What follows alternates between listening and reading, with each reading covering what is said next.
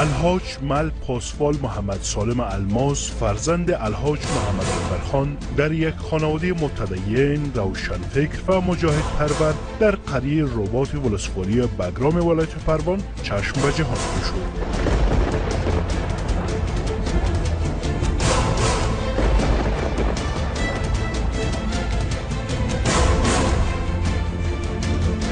نامبرد تعلیمات ابتدایی خویش را الی درجه باکالوریا از لیسه عالی غلام حیدرخان به درجه اعلی به اتمام رسانید و تعلیمات اسلامی را نزد علمای ولایت پروان در مدارس و مساجد آن ولایت به پیش برده است.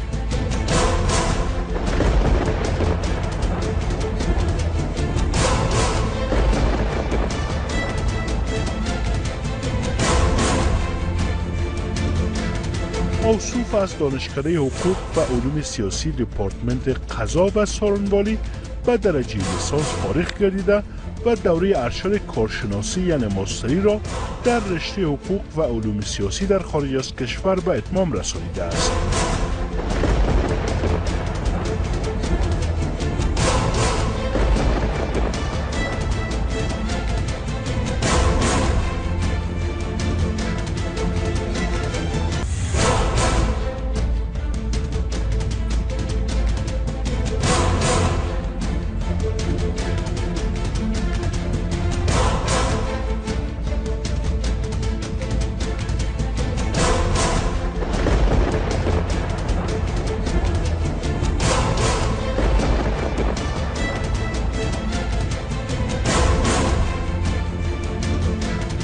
مل پاسوال محمد سالم الماس وظایف ذیل را اجرا نموده است. 1.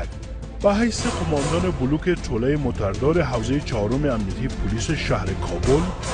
به حیث قماندان توله قرارگاه حوزه چهارم امنیتی پلیس شهر کابل. 3. به حیث قماندان توله اول عملیاتی حوزه چهارم امنیتی پلیس شهر کابل. 4. به حیث قماندان توله دوم حوزه هشتم پلیس شهر کابل. 5.